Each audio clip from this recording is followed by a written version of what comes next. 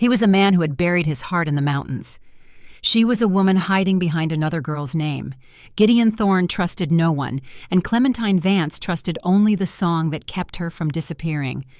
But somewhere between the roaring mill, the frozen creek, and the golden aspens, two wounded souls began to hear each other clearly. The question was not whether her secret would be revealed. The question was whether love could survive once the truth finally came out. The air in the Rockies doesn't just sit, it bites. It's thin, sharp, and smells like ancient stone and cold pine. I was walking through a stand of aspens. The leaves were turning. They looked like millions of gold coins shaking in the wind. But I didn't have a cent to my name. Not one. I was Clementine Vance, though the paper in my pocket said I was Abigail Thornton. My boots were thin. They were city boots. Every step over the roots felt like a personal insult from the earth. I stopped. I leaned against a white trunk and breathed. It hurt. My lungs weren't used to the height. I looked at my hands. They were trembling. Not just from the cold, from the weight of the lie. "Listen to me," I said out loud. The woods were quiet, so I spoke to the trees. I needed to hear it.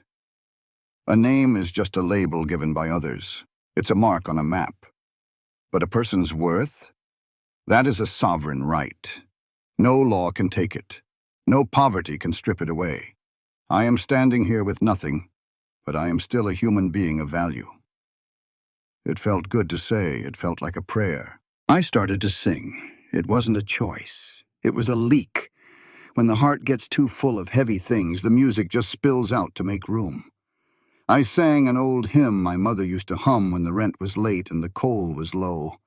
My voice was an alto, deep like the shadows under the ridges.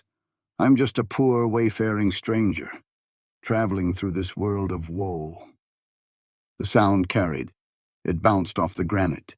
It smoothed out the jagged edges of the wind. For a moment, I wasn't a runaway teacher. I wasn't a fake air. I was just a voice in the wild. Then the woods changed. The birds went still. The wind seemed to hold its breath. I turned around. He was there. He didn't look like a man at first. He looked like a piece of the mountain that had decided to stand up. He was tall, broad across the shoulders like an ox yoke. He wore buckskin and heavy wool, stained by sap and time. His beard was dark, shot through with silver, and his eyes, they were the color of the sky just before a hard rain. He had a rifle cradled in his arm. He wasn't pointing it. He was just holding it like it was part of his anatomy. I stopped singing. The silence that followed was louder than the music. "You're far from the trail," he said. His voice was a low rumble. It felt like it was coming from the ground beneath my feet. "I'm looking for the Thornton place," I managed to say. My throat was dry. "The Aspen Ridge Mill." He didn't move. He just watched me. He looked like a man who had seen too much and said too little. He looked like grief had carved him out of a cliffside. "You're late," he said. The old man's been in the ground a month." "I know," I replied. I straightened my back. I had to. "I'm Abigail, his niece." He tilted his head. Just a fraction. He looked at my city clothes. He looked at my shaking hands. Then he looked at my mouth, like he was still hearing the song. "I've heard tell of Abigail Thornton," he said. He took a step closer. The dry leaves crunched under his weight. "They said she was a soprano. Light, sweet, like a meadowlark." My heart hammered against my ribs. I had to be careful, but I couldn't stop being me. "People hear what they want to hear," I said, my voice steady. But I told myself this morning, and I'll tell you now, the truth of a person isn't found in a description. It is found in their resilience. A person has the right to be seen for who they are today, not for the expectations of people who don't know their struggle. He stared at me for a long time. The shadows of the aspens flickered across his face. He didn't smile. I didn't think he knew how. "I'm Gideon Thorne," he said finally. "I run the saws. If you're who you say you are, you own half the wood." He turned his back to me and started walking. He didn't check to see if I was following. He just expected me to keep up. "Come on," he called over his shoulder. "The mountains don't care about your philosophy. They only care if you can reach the porch before the sun drops. In this country, the first lesson is simple. Nature does not negotiate. You either adapt or you fade. I took a breath. I gripped the handle of my small bag. I followed him. I was Clementine Vance. I was a liar. I was a singer. And I was about to find out if the mountain had a place for a woman who had nothing left but her dignity. The Winslow Inn didn't look like much. It was a 2-story box of graying cedar. It sat at the edge of Cresthaven like an afterthought. The wind rattled the shutters.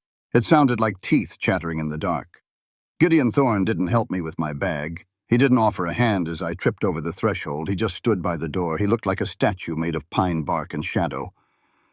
"Martha," he called out. His voice hit the walls and stayed there. A woman emerged from the kitchen. She was built like a stone fence, short, sturdy, and permanent. Her hair was pulled back so tight it made her eyes look startled. But her hands were covered in flour. That was a good sign. Flour meant bread. Bread meant life. "This is the niece," Gideon said. He didn't use the name Abigail, not yet. "Found her in the aspens, singing to the squirrels." Martha Winslow looked at me. She didn't look at my face first. She looked at my boots. Then she looked at my eyes. She had the gaze of a woman who had traded everything for a bit of peace and wasn't about to let a stranger ruin it. "You look like you've walked from Philadelphia," Martha said. "I have," I replied. I kept my voice low. "I am Abigail Thornton, my Uncle Horace. He spoke of you in his letters." That was a lie. Horace hadn't written a word about Martha. But in a town this small, everyone was a character in someone else's story. "He did he?" Martha's voice was dry, like a sun-bleached bone. Gideon tipped his hat. He didn't say goodbye. He just turned and walked back into the cold. The door closed with a heavy thud. I felt a chill that had nothing to do with the mountain air. Martha pointed to a chair. "Sit. Eat. We talk after." She brought me a bowl of stew. It was thick with venison and root vegetables. I ate like a wolf. I didn't care about manners. Poverty had taught me that manners are a luxury for the full. When you are starving, the only etiquette that matters is finishing the plate. After the meal, Martha handed me a bundle of pine branches. They were fresh. They smelled of resin and sharp winter. "The parlor needs brightening," Martha said. "Put these in the vases. I need to see if your hands work as well as your mouth." I took the branches. I started stripping the lower needles. I felt the sticky sap on my fingers. I liked the smell. It felt clean. It felt like the West. Martha stood in the doorway. She watched me for a long time. She didn't say a word until I had finished the second vase. "The real Abigail Thornton," Martha began. Her voice was different now, soft, like a secret. "She had a brother. He died when they were children. She wrote Horace about it once, said she couldn't stand the smell of pine, said it made her throat close up. A lethal allergy, she called it." I froze. My hands were buried in the green needles. I felt the sap. I didn't feel an itch. I didn't feel my throat closing. I felt the world dropping away beneath my boots. I've changed," I whispered. It was a weak defense. Martha walked over. She took a branch from my hand. She looked at it. Then she looked at me. "Listen to me, Clementine," she said. I gasped. "The name. My real name." "I don't know who you are," Martha said. She leaned in. "But I know who you aren't. And I know why a woman takes a dead girl's dress. She does it because the world didn't leave her a dress of her own." I looked down at my sap-stained fingers. "Are you going to call the marshal?" "No," Martha said. She sat down opposite me. Her face was hard, but her eyes were tired. "Because I believe in a hard truth. The right to survive is the highest law. If a woman has to wear a mask to keep from freezing in the gutter, that is not a crime. It is a necessity. Society fails us, Clementine. It cuts our wages. It steals our work. It tells us we are nothing without a man's name.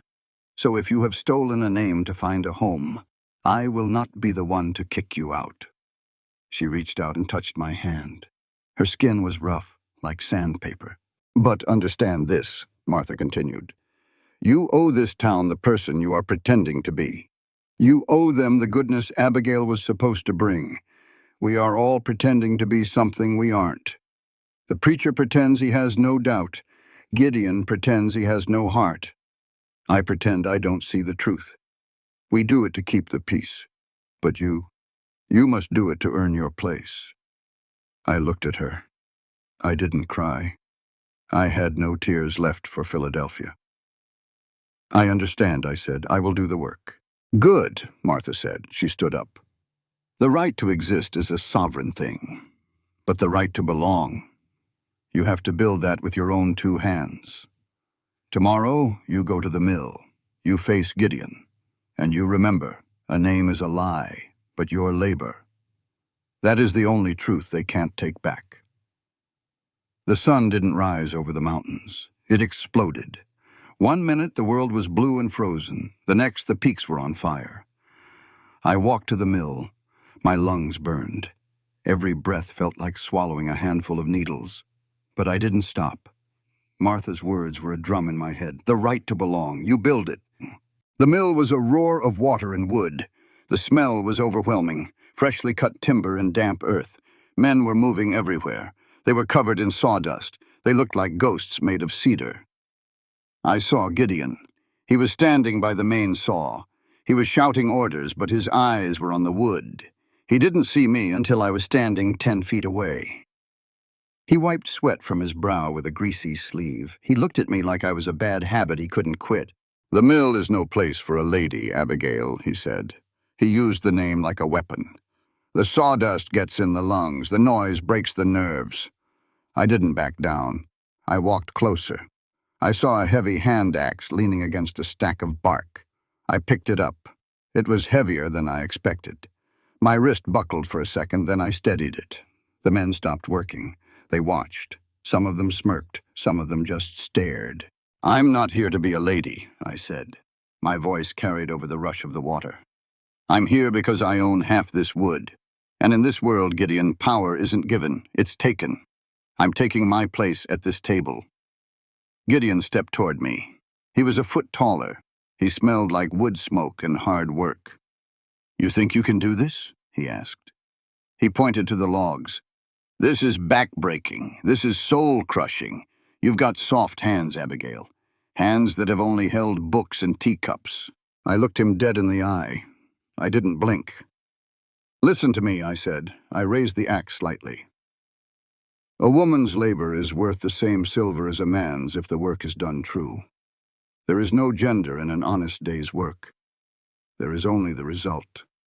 If I can cut the wood, if I can tally the accounts, then my right to this mill is equal to yours. My brain is as sharp as your blade, Gideon. My persistence is as thick as that bark. Do not mistake my gender for a weakness. It is just another set of tools I have to use to survive. Gideon went quiet. The smirks on the men's faces faded. They weren't used to a woman speaking like that. They were used to silence. They were used to women who stayed in the kitchens. Can you tally? Gideon asked. His voice was lower now. I can, I said. I can calculate the board feet faster than you can swing that axe. I can track the expenses. I can find the waste. I can make this mill more than just a pile of wood. I can make it a business. Gideon looked at the axe in my hand. Then he looked at the men. Put the axe down, he said. It's too big for you. You'll take off a toe. I felt a flash of anger, but he wasn't finished. Go to the office, he continued. The ledgers are a mess. Horace was a good man, but he couldn't add 2 and 2 if his life depended on it. If you want to prove your worth, prove it there. Prove that your mind is as tough as this mountain. I lowered the axe. I didn't drop it. I placed it back where I found it, with intention. The value of a person, I said loud enough for the whole mill to hear, is not found in the weight they can lift. It is found in the problems they can solve. I will solve your mess, Gideon. And when I'm done, you will realize that equality isn't an insult to your strength. It's an asset to your survival." Gideon didn't reply. He just turned back to the saw. But he didn't tell me to leave. I walked toward the small shack that served as the office. My heart was pounding. I had won the first round. But I knew the mountain wasn't done with me. Inside the office, it was cold. Dust danced in the light. I sat at a scarred wooden desk. I opened the first ledger. The numbers were a disaster. Scrawled notes, ink stains, unpaid debts. It was a map of a dying business. Dying. I took a deep breath. I reached for a pen. I was a liar. I was a fugitive. But as I started to organize the chaos, I felt something I hadn't felt in Philadelphia. I felt useful. I wasn't just a voice in the woods anymore. I was a force. And I was going to make sure that Gideon Thorne knew it. I was going to show him that a woman's right to dream is only as strong as her willingness to sweat. And I was willing to sweat until the mountains themselves took notice. The wood smoke was thick that evening. It hung over the mill like a gray blanket. I was sitting on the edge of the creek, watching the water churn white against the rocks. The sound was constant. It was a roar that didn't ask for permission. It just was. Gideon came down the path. He didn't walk like a man who was tired. He walked like a man who was carrying the mountain on his back and didn't expect to ever put it down. He sat on a stump 10 feet away. He didn't look at me. He looked at the water. "You've been at those books for 3 days," he said. His voice was gravel. "The men say you haven't looked up once, not even for the midday meal." "The books don't lie, Gideon," I said. "People do. But numbers, they stay where you put them. They have a loyalty that most folks can't manage." He went quiet. He pulled a piece of dried venison from his pocket and chewed it slow. "I heard you singing again," he said. "Earlier. When the saws stopped for a blade change. You were humming that hymn, the one about the stranger." I felt my breath hitch. "It's a song for people who don't have a map. It suits the scenery." Gideon turned his head. His eyes were hard. They were searching for something in my face, something I wasn't ready to give up. "I spent a week in Denver," he began. His voice was different. It had a rhythm to it, like a story he'd told himself 1,000 times. 1872, October. The fall fair was in full swing. There was a girl there, at the Thornton booth, selling books and sheet music. Her name was Abigail. I stared at the water. I didn't move. My heart was a drum in a hollow room. "She sang for the crowd," Gideon continued, "standing on a crate. She was a soprano. Her voice was light. It was like a meadowlark in a wheat field, sweet, high. It made people smile because it sounded like a sunny day with no wind." He paused. The water roared. "But you," he said, and now he was looking right at me. "Your voice is a dissonant melody, Clementine. It's an alto. It's deep. It's got the sound of a rainstorm in it. It's got the sound of a woman who has walked through a lot of mud and didn't have a towel to dry off with." I looked him back. I didn't hide. I couldn't. "Listen to me, Gideon," I said. I made sure my voice was steady. "We are all walking through a world that wants to squeeze us into a shape we weren't born for. We are all pretending to be stronger than we feel. But the truth? The truth isn't found in a ledger or a high note. It is found in the courage to let someone see your scars. I am not the girl from Denver. That girl had a father and a future. I am a woman with a past and a purpose. And that purpose is to survive." Gideon didn't flinch. He didn't look shocked. He just looked weary. "A person has a right to their own grief," Gideon said. He stood up. He looked at the dark silhouette of the peaks. "I spent 5 years in a prison I built myself. I thought isolation was freedom. I thought if I didn't love anything, I couldn't lose anything. But I was wrong. Isolation isn't freedom. It's just a cage without bars. It's a slow death where the only thing that changes is the color of the leaves." He took a step closer. "You're a liar," he said. It wasn't an accusation. It was a statement of fact. But you're a liar with a soul that's still fighting. I can hear it in the way you breathe. I can hear it in that deep voice of yours. You aren't singing for the crowd in Denver. You're singing for yourself. Because if you stop, you're afraid you'll disappear. Is that a crime? I asked. No, Gideon said. It's a tragedy. Because you shouldn't have to disappear to be safe. Every human being has the right to a second chance. Every person has the right to walk away from the ashes of their old life and build something new. But you can't build it on a foundation of ghosts. You have to stand on the ground as you are, not as you wish you were. He turned and walked away into the shadows of the mill. I sat there for a long time. The creek kept roaring. It didn't care about my name. It didn't care about Gideon's grief. It just kept moving. I realized then that Gideon wasn't my enemy. He was my mirror. He was a man who had lost his world and didn't know how to live in the one that was left. And I was a woman who had been robbed of her world and was trying to steal a new one. The right to a name, I whispered to the water. The right to a home. They are sovereign things. But they cost more than silver. They cost the truth. I stood up. My legs felt heavy. I walked back toward the inn.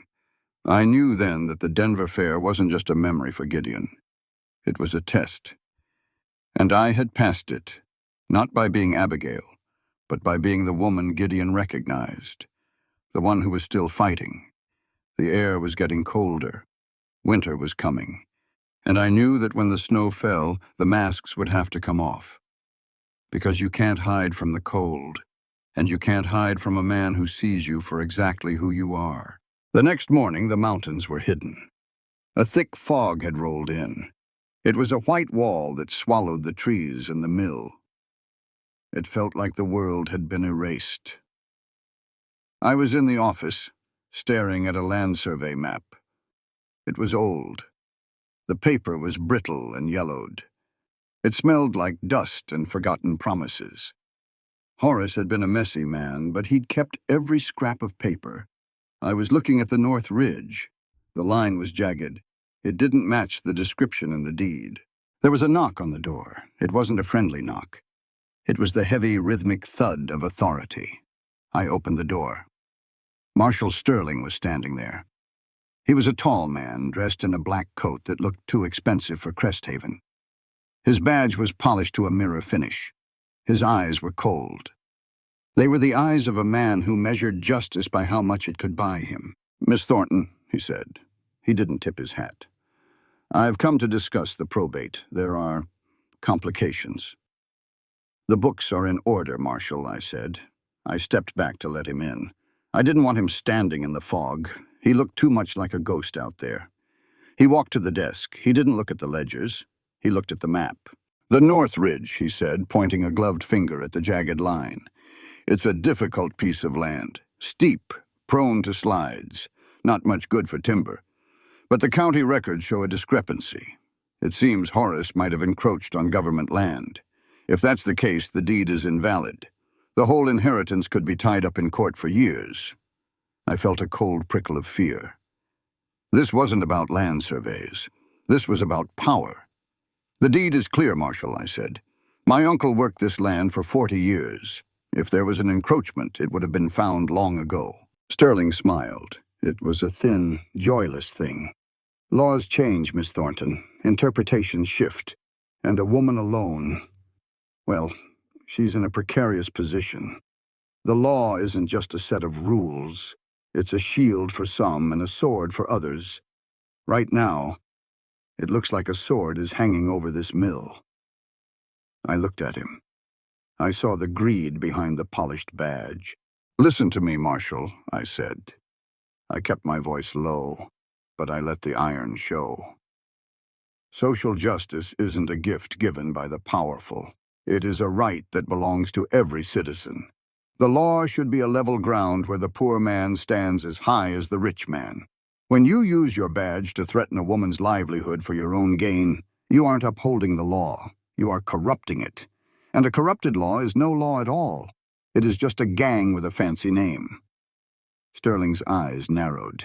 He didn't like being lectured. "You've got a sharp tongue for a niece from Philadelphia," he said. "Maybe too sharp.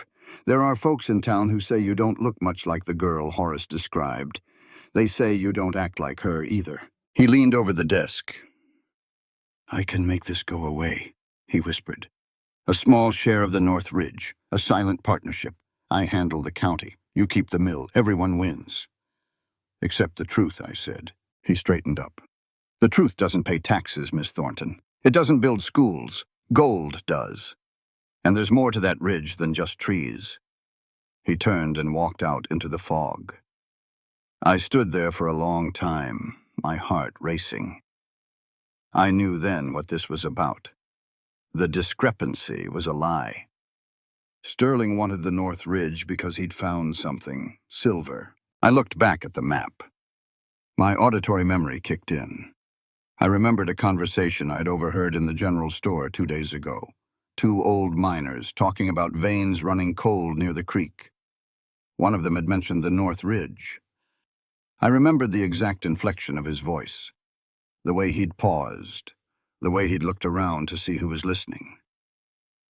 "Wealth found in the earth belongs to the future," I said to the empty room. "It belongs to the community that works it. It shouldn't be stolen by a man with a badge and a cold heart." I realized then that the fight for the mill wasn't just about my survival anymore. It was about Cresthaven. It was about the idea that the earth shouldn't just be a prize for the greediest man in the room. I left the office and found Gideon. He was sharpening a saw. The screech of the metal was deafening. I told him about Sterling. I told him about the North Ridge. Gideon stopped sharpening. He looked at the blade. "Sterling is a vulture," Gideon said. "He's been circling this town for years. He waits for people to get old. He waits for them to die. Then he swoops in." "We can't let him do it, Gideon," I said. "This land, it's more than just a place to work. It's a promise. A promise that if you work hard, you get to keep what you earn. If the law can be twisted by a man like Sterling, then none of us are safe."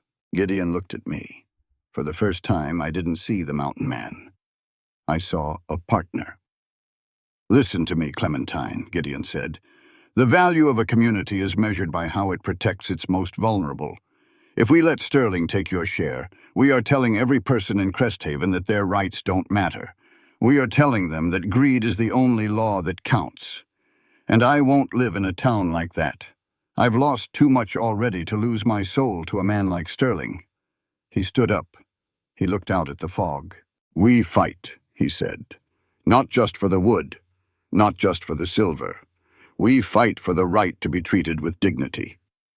We fight because if we don't, the darkness Sterling represents will swallow everything we've built."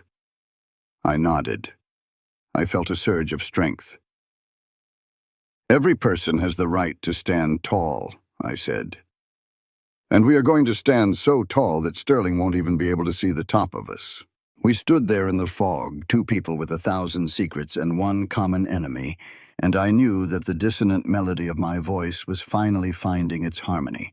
We were going to save the mill, and maybe in the process, we were going to save ourselves. The fog began to lift. The mountains reappeared, jagged and beautiful and uncaring. But we cared, and that was the difference. "The wealth of the earth belongs to the hands that toil," I whispered. "And we've got the hands for it." The morning was blue, not the bright blue of a summer sky, but the heavy, bruised blue of a high-altitude winter. The frost had turned the aspen leaves into shards of glass. If you stepped too hard, you'd break the world. Gideon was waiting by the creek. He didn't have a lantern. He didn't need one. He knew the path by the feel of the ground under his boots. He looked at me. Then he looked at my coat. It was thin. It was Philadelphia thin. He didn't say a word. He just reached up, unwound the heavy wool scarf from his neck, and handed it to me. It was warm. It smelled like cedar and wood smoke and a man who spent his life outside. "Put it on," he said. "The North Ridge doesn't care about your pride. It only cares about the frost." I wrapped it around my neck. "Thank you." "Don't thank me. Just keep up." We started the climb. It wasn't a path. It was a scramble over granite and deadwood. My heart was a bird trapped in a cage. My lungs felt like they were full of broken glass. But I kept my eyes on Gideon's back. He moved with a rhythm, a pause, a step, a pause. "Listen to me, Clementine," Gideon said. He didn't turn around. He just spoke into the cold air. "Trust isn't a mountain you climb once and stay at the top. It's a handful of dirt you carry every day. 100 small acts. A scarf. A shared secret. A hand held out when the ground gets slick. If you don't build it that way, the first storm will wash it all away."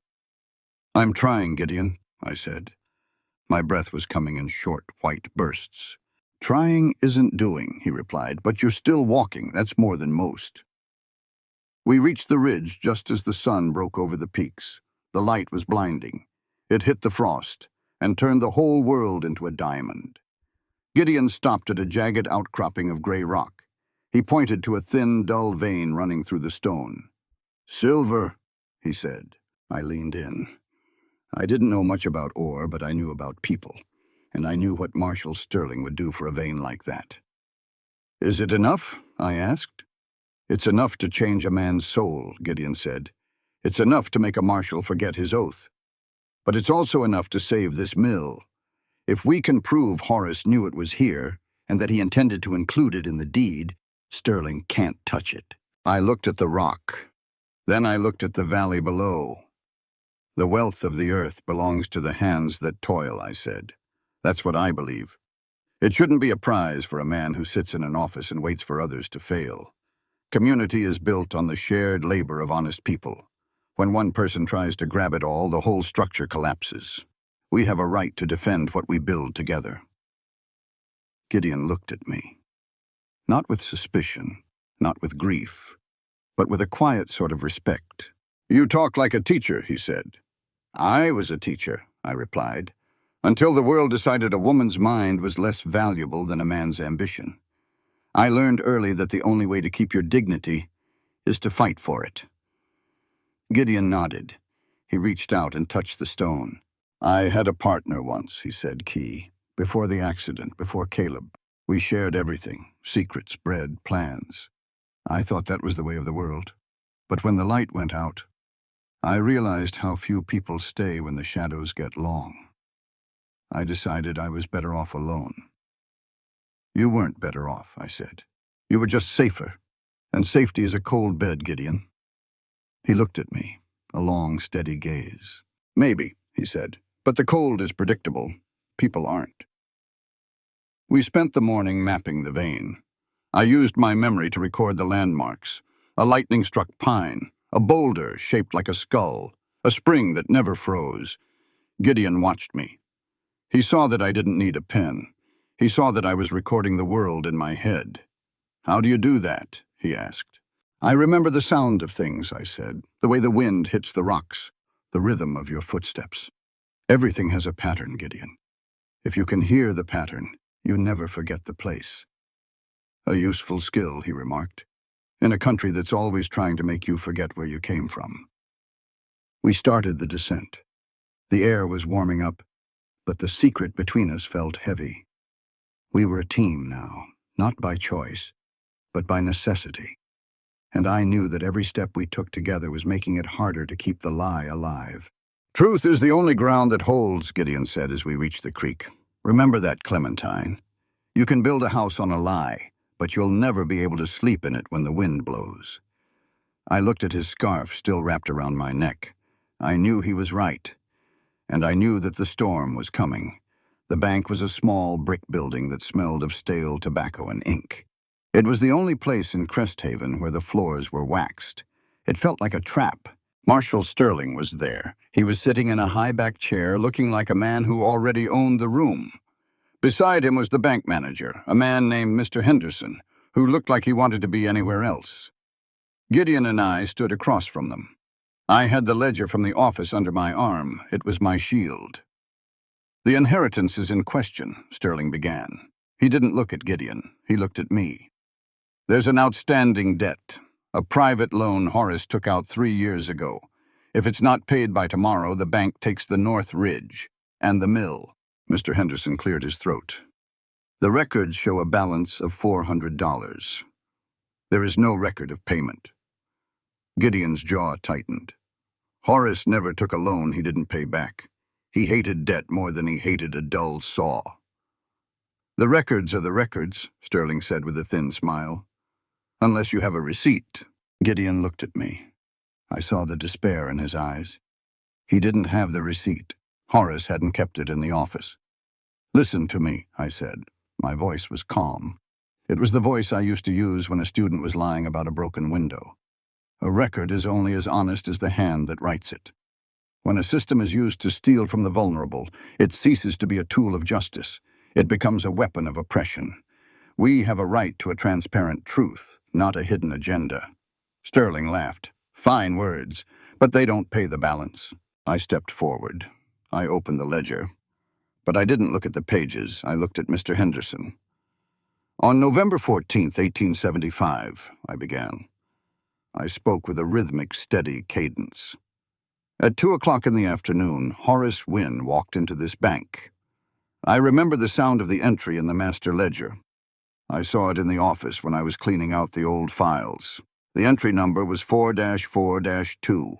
The amount was $400 plus interest. It was paid in cash, gold coins. They made a specific clinking sound on the counter. The room went silent. Mr. Henderson's eyes went wide. I remember that day, Henderson whispered. Horace was wearing his Sunday coat. Check the master ledger, I said. Page 86, bottom left corner. There will be a small ink smudge near the date. Sterling stood up.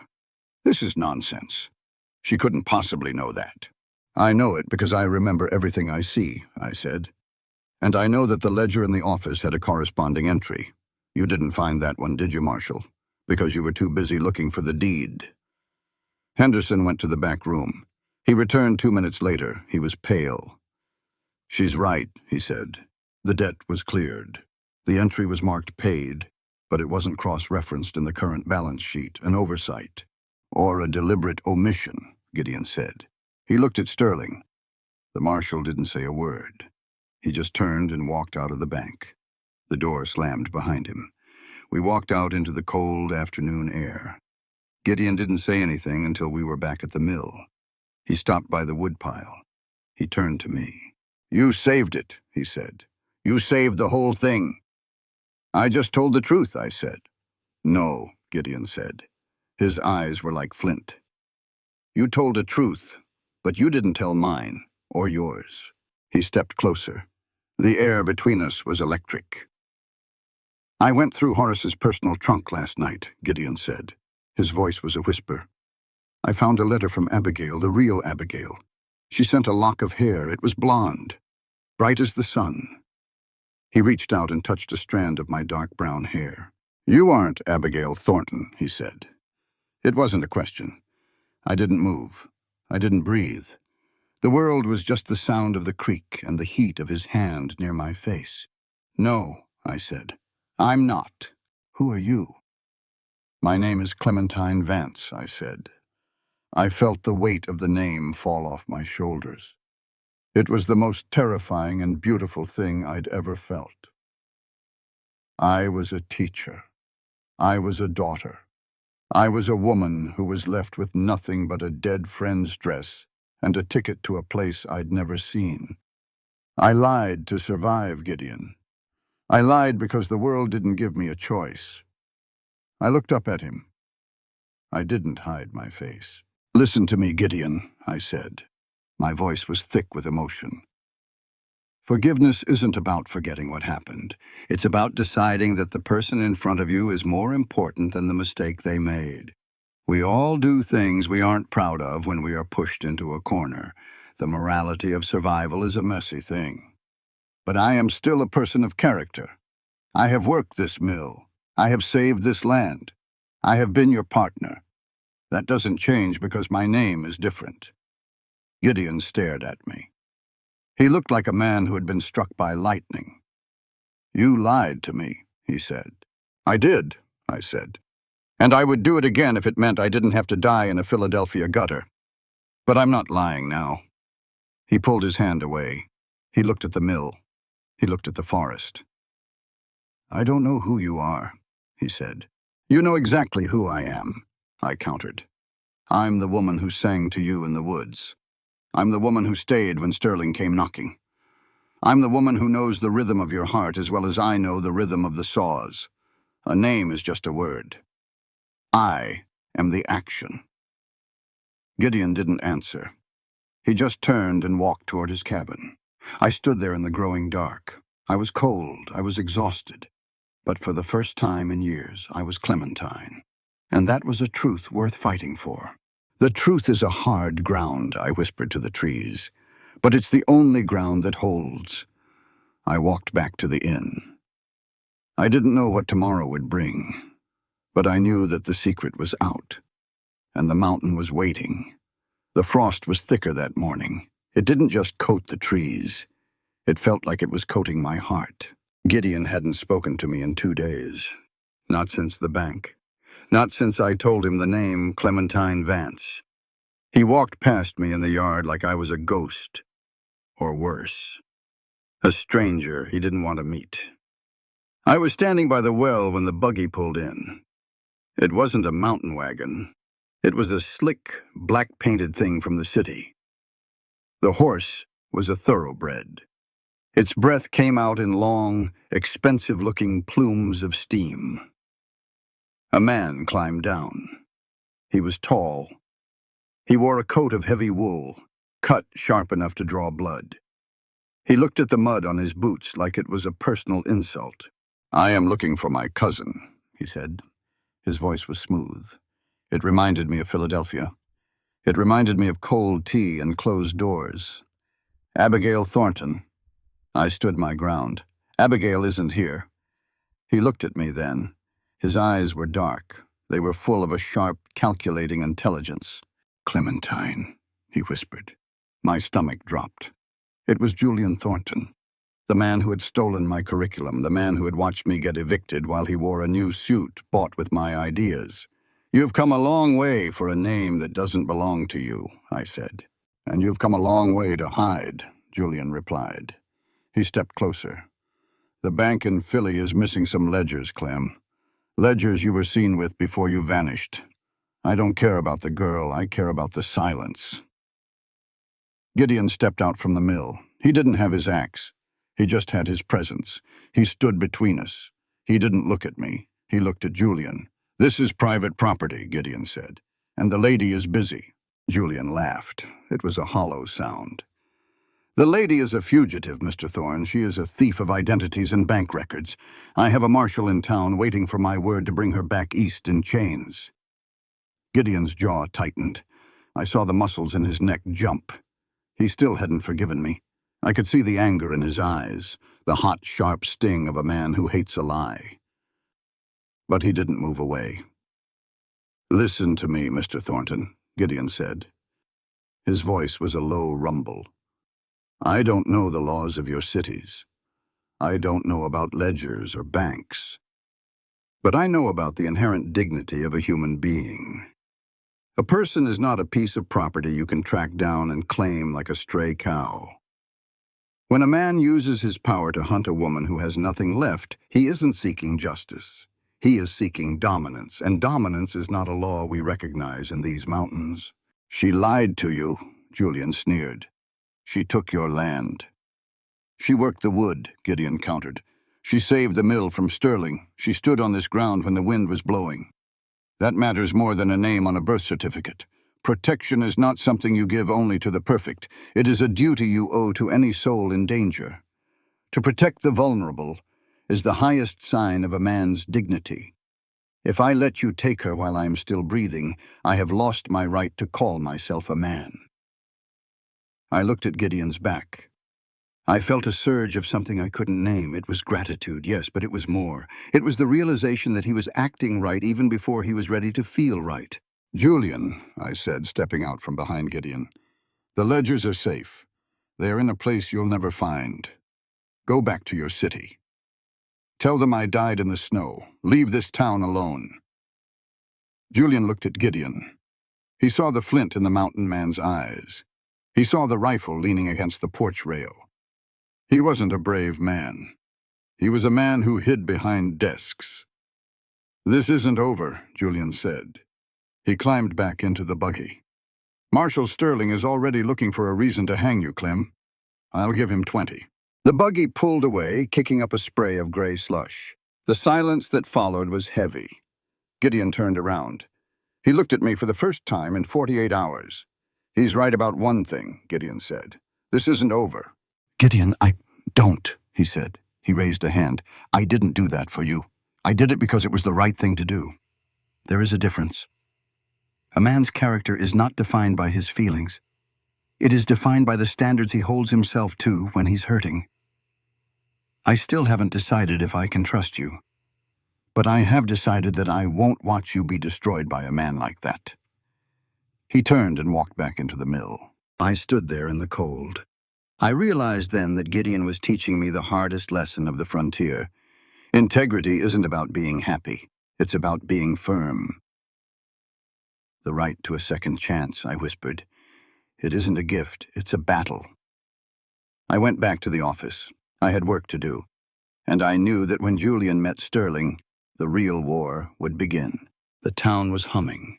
You could feel it in the air, like the static before a lightning strike. Sterling had called a public hearing at the town hall. He said it was to settle the Thornton estate once and for all. Everyone knew what that meant. It meant a public hanging of my reputation. It meant the North Ridge was up for grabs. Gideon and I walked to the town hall together. We didn't hold hands, we didn't talk. We just matched our stride. Inside, the room was packed. Martha Winslow was there in the front row. Pastor Birch was sitting next to her. Sterling was on the raised platform, looking like a king in a black suit. Julian Thornton sat beside him, looking smug. "The evidence is clear," Sterling began. He spoke to the crowd like they were children. "The woman calling herself Abigail Thornton is a fraud. She is Clementine Vance, a wanted woman from Philadelphia. The will of Horace Wynne specifies the inheritance goes to his niece, Abigail. Since there is no Abigail, the land reverts to the county, and the county will sell it to the highest bidder to cover the unpaid debts of the mill." A murmur went through the room. People looked at me, some with pity, some with anger. "Wait," a voice called out. It was Martha Winslow. She stood up. She wasn't holding a ledger. She was holding a small, tattered envelope. It was yellowed with age and smelling of cedar. "Horace Wynne was a messy man," Martha said. Her voice was steady. "But he wasn't a fool. He knew his niece was sick. He knew she might not make it. He gave me this letter 6 months ago. He told me to open it only if the wrong name came with the right heart." She walked to the platform and handed the letter to Pastor Birch.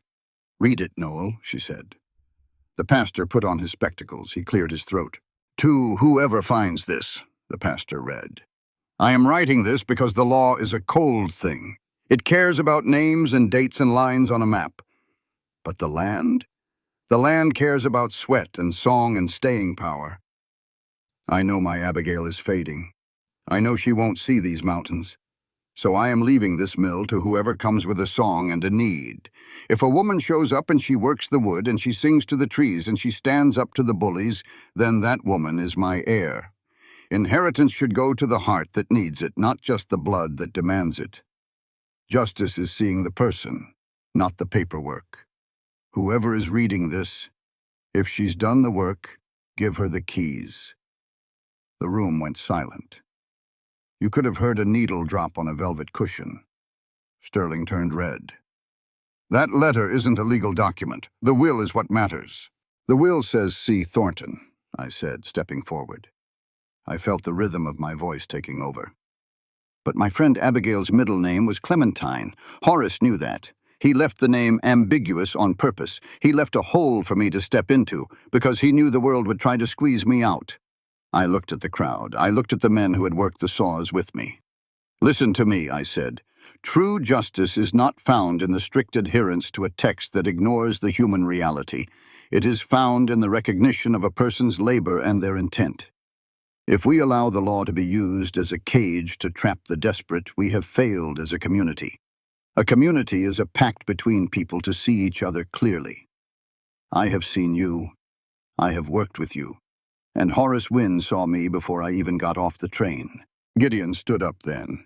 He walked to the platform. He didn't look at Sterling. He looked at the people of Cresthaven. "I am the co-heir," Gideon said. "And I accept this woman as my partner. I accept her as the rightful heir of Horace Wynne, not because of a name, but because of the truth she has brought to this mountain.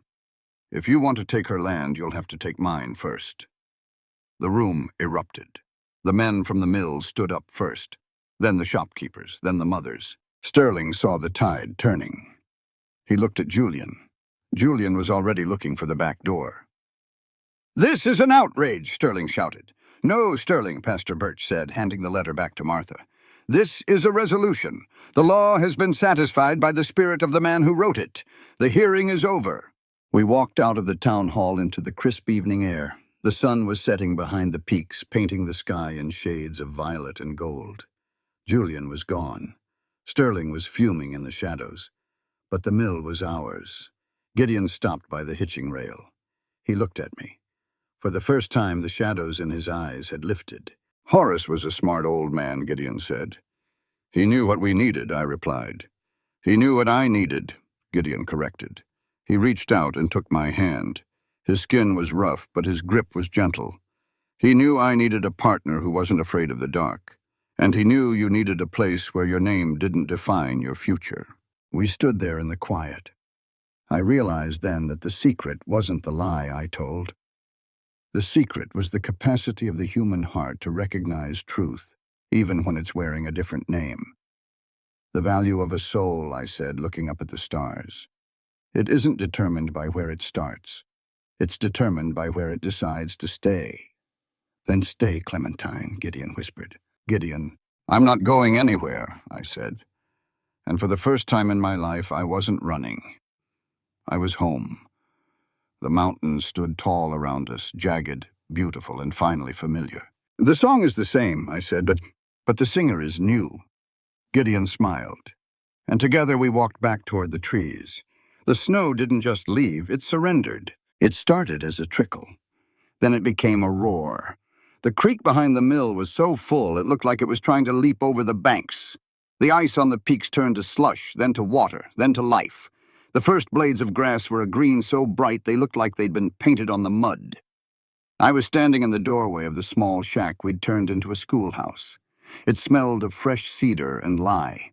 It smelled of hope.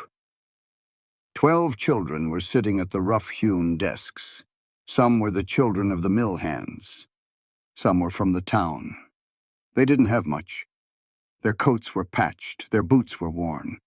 But their eyes were wide and hungry. I looked at them and I didn't see a burden. I saw the future of Cresthaven. "Listen to me, children," I said. I leaned against my desk. I didn't want to stand over them. I wanted to stand with them. "We are here for more than just letters and numbers. We are here to learn the most important lesson of all, that education is the ultimate form of freedom. It is the one thing no marshal, no banker, and no winter can ever take from you. When you have knowledge in your head, you have a fortress that no one can breach." A young boy in the front row, little Silas, looked up at me. "Does it help you get rich, Miss Vance?" I smiled. I used my real name now, Clementine. It felt like a fresh shirt after a long day's work. "Wealth is a fickle thing, Silas," I said. "Gold can be lost. Silver can be stolen. But the ability to think for yourself, that is the only true currency. Every human being has the right to understand the world they live in. If you don't know how to read the laws will be used to trap you. If you don't know how to count your own worth, the world will always try to tell you that you are worth less than you are. We are here to make sure that never happens." I heard a sound from the doorway. Gideon was leaning there. He was covered in sawdust. He looked like a man who had finally found a place to rest his feet. He was watching me. He was listening. I dismissed the class for the day. They ran out into the spring sunshine like a pack of puppies, shouting and laughing. Gideon walked in. He ran a hand over the back of a desk. "You're good at that," he said, "the talking part." "It's the only part I ever really liked," I said. The part where I get to tell someone they matter. We walked out of the schoolhouse and headed toward the mill. The saws were humming. It was a productive sound. It was the sound of a community that was no longer waiting for the other shoe to drop. Martha Winslow was in the yard talking to a teamster. She saw us and waved. She looked younger. The lines around her eyes were still there, but the hardness was gone. "Sterling is officially out," Martha called over. "The circuit judge arrived this morning. They're looking into the land deeds for the whole county. Seems our marshal was a busy man." "Justice is a slow horse," Gideon said, tipping his hat. "But it usually finds its way home." We walked toward the creek. Gideon stopped by the old stump where we'd sat back in the winter. The water was still roaring, but it didn't sound angry anymore. It sounded like it was clearing the path. "I went to the cemetery this morning," Gideon said. He didn't look at me. He looked at the water. "I talked to Caleb." I stayed quiet. I knew this was a mountain he had to climb on his own. "I told him about you," Gideon continued. "I told him about the school. I told him that I was tired of being a ghost." He turned to me. His eyes were clear. The storm had passed. "Listen to me, Clementine," he said. His voice was steady. "I spent a long time believing that my grief was a debt I had to pay. I thought that if I stopped hurting, I was forgetting him. But I was wrong. Forgiveness, especially for yourself, isn't a betrayal of the past. It's a commitment to the future. We have a right to be happy even when we've lost. The dead don't want us to sit in the dark. They want us to build something that honors the light they left behind." I reached out and took his hand. "He'd be proud of you, Gideon." "He'd like you," Gideon said. He always did like a good song. We stood there for a long time. The rhythm of the mill, the roar of the creek, and the warmth of his hand. It was the harmony I'd been looking for since Philadelphia. "The right to a home," I said, leaning my head against his shoulder. "It's a sovereign thing, isn't it?" "It's a choice," Gideon said. "Every day. You choose to stay. You choose to build. You choose to trust." "I'm choosing," I said. "Me too." We walked back to the inn as the sun began to dip behind the peaks. The sky was a bruised purple, but the stars were already coming out. They looked like the same stars I'd seen in Philadelphia, but they felt different. They felt like they belonged to me. We sat on the porch of the inn. Martha brought out 2 cups of coffee. She didn't say anything. She just nodded at us and went back inside. "What happens tomorrow?" I asked. "The saws start at 6, Gideon said. "The kids show up at 8. We keep cutting. We keep learning." "And the silver?" Gideon looked at the North Ridge. "It's there. It'll be there when we need it, but right now, the wood is enough. The school is enough. We are enough." I looked at my hands. They were rough. They were calloused. They were the hands of a woman who had worked the West and survived. "Listen to me," I whispered, more to myself than to him. "Home isn't a place on a map. It isn't a name on a deed. Home is the space between 2 people who know the truth about each other and still decide to stay. It is the right to be known and the right to be loved exactly as you are." Gideon squeezed my hand. The wind blew through the aspens. It made that shaking, golden sound. But I didn't feel like I was trembling anymore. I felt solid. I felt like the granite beneath my feet. The story of Abigail Thornton was over. The story of Clementine Vance was just beginning. And as the darkness settled over Cresthaven, I realized that the secret I had been hiding, the one that had changed Gideon's life, wasn't just my name. It was the fact that even in the middle of a forest, even in the middle of a lie, you can find the truth if you just keep singing. I leaned back and closed my eyes. The mountain was quiet. The mill was still. And for the first time in my life, the silence wasn't lonely. It was peace. Our channel shares moving stories of cowboys in the Old West, frontier love, motherly tenderness, human compassion, mercy, and the kindness that saves people when the world turns cold. If this story warmed your heart, please like, comment, share it with others, and subscribe to join us for more touching Western journeys. This story exists within the realm of fiction, where imagination shapes reality. Any similarities to real-life individuals, organizations, or events are entirely coincidental. The author does not endorse or represent any real entity through the content of this work. In the end, Clementine Vance's journey is not simply the story of a woman who borrowed another name to survive. It is the story of every wounded soul who has ever stood at the edge of despair and still chosen to take one more step forward.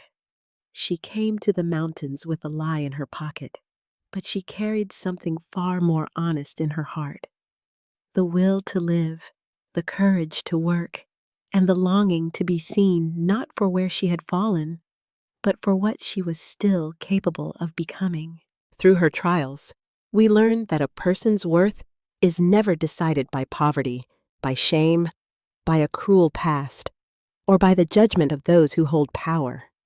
True worth is revealed in the choices we make when the world gives us no easy road. This story reminds us that justice is not only written in legal papers, bank ledgers, or old family names. Real justice must have a human heart.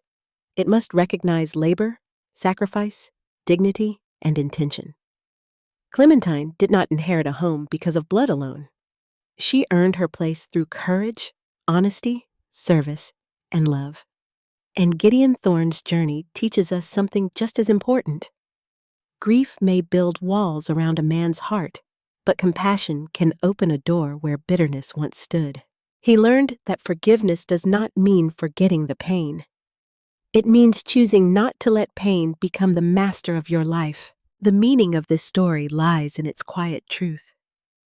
Home is not merely a roof, a deed, or a name spoken by others. Home is where the truth can finally breathe. Home is where someone knows your scars and still reaches for your hand.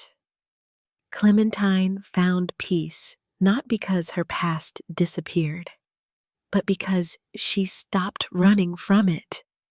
Gideon found healing not because his loss was erased, but because he allowed love and purpose to grow beside it.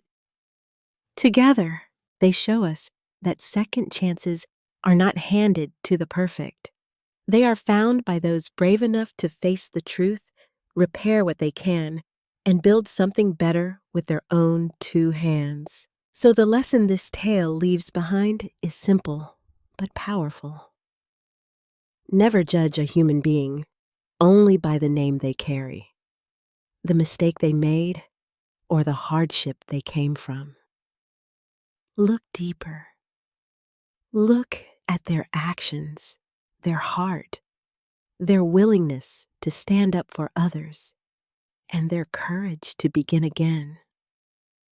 In a harsh world, kindness is not weakness, forgiveness is not foolishness, and love, when rooted in truth, can turn even the loneliest wilderness into a place of peace. The story of Clementine Vance reminds us that no matter how far we have run, no matter how heavy our secrets may be, there is still a path toward redemption, belonging, and home.